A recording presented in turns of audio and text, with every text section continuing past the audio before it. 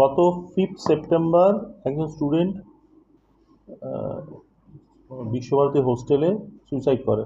তার আমরা পরবর্তীকালে পিএম রিপোর্ট পেয়েছি এবং এটা সুইসাইড ছিল, এটা আমরা জানতে পেরেছি। সেই কেসটা একটা কেস হয়, স্পেসিফিক বাড়ির লোক কেস করে। সেই ইনস্টিগেশন টু সুইসাইড, সেই কেসের ইনভেস্টিগেশন করতে গিয়ে আমরা কেসটা ক্র্যাক করতে পেরেছি। কেন করলো সুইসাইড সেটা পেয়েছি আমরা, এবং সেই কারণটাকে ট্রেল করে আমরা 4 জনকে অ্যারেস্টও করেছি। সেই ব্যাপারে বলার জন্য ডেকেছি।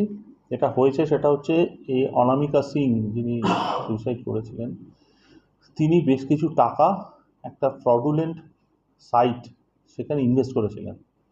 সেই টাকার পরিমাণটা ছিল প্রায় 2.26 লাখ। এই টাকার মধ্যে প্রাথমিকভাবে উনি দুবার রিটার্ন পেয়েছিলেন, কিন্তু তারপরে কোনো টাকা রিটার্ন পাননি।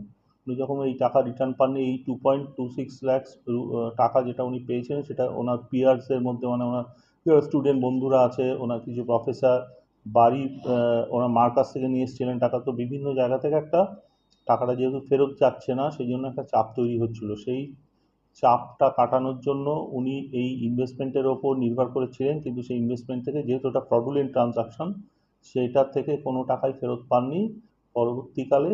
সেই কারণেই উনি সুইসাইড করেছেন বলে আমরা পেয়েছি কেসটা ইনভেস্টিগেশন। এই কেসে যে 4 জনকে অ্যারেস্ট করা হয়েছে, এটা একটা বড় কনগ্লোমারেট।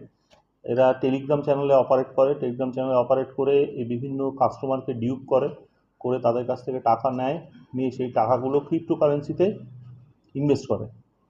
সেই ক্রিপ্টোকারেন্সি ইনভেস্ট করার অনেকগুলো লেয়ার আছে।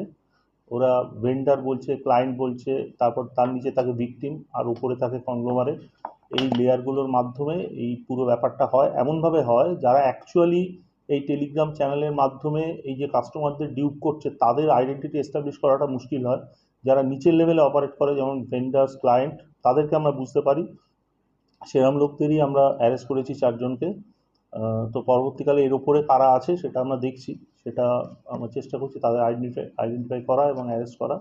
আপাতত এই অবধি ডেভেলপমেন্ট হয়েছে এবং এই 4 জন আমাদের কাস্টডিতে আছে। আমরা ভেন্ডার এবং তার উপরে যে কংগ্লোমারেট আছে সেই অবধি যাওয়ার চেষ্টা করছি। এই 4 জনের নাম হচ্ছে ফায়েজ আলী, এর বাড়ি কলকাতাতে। তারপর আছে মোহাম্মদ কায়েফ, এর বাড়িও কলকাতাতে। আছে শেখ কামরান। এই কামরানকে এখন অবধি যারা অ্যারেস্ট হয়েছে তাদের মধ্যে কিংপিন বলে আমরা বুঝতে পারছি। আর আছে জায়েদ হোসেন। এই 4 জন আছে, সকলেরই বাড়ি কলকাতায়। পদ্ধতিটা হচ্ছে, এরা টেলিগ্রাম চ্যানেলের মাধ্যমে, এদের দুটো আর্ম, এই কংগ্লোমারেটের দুটো আর্ম। একটা আর্মে এরা বিভিন্ন ভিকটিম কে ডিউপ করে টাকাটা নেয়, আর আরেকটা আর্ম হচ্ছে এই কংগ্লোমারেটে, যেটা ইনভেস্টমেন্টটা হয়। ইনভেস্টমেন্ট এমনভাবে করা আছে যে নিচের লেয়ারটা উপরের লেয়ারকে আইডেন্টিফাই করতে পারে না। টাকাটা কোনো ইউপিআই অ্যাকাউন্টে দেয় ওরা। এই ইউপিআই অ্যাকাউন্টগুলো কোনো ক্লায়েন্টরা ক্রিয়েট করে রাখে, নিজেদের নামে নয়, বিভিন্ন লোকের কাছ থেকে ইউপিআই অ্যাকাউন্ট তৈরি করে, সেই ইউপিআই অ্যাকাউন্টে দেয়। সেই ইউপিআই অ্যাকাউন্টের ট্রানজাকশানগুলো এরা বাইন্যান্স বলে একটা অ্যাপ আছে, যেটা ক্রিপ্টোকারেন্সি কেনা বেচা হয়।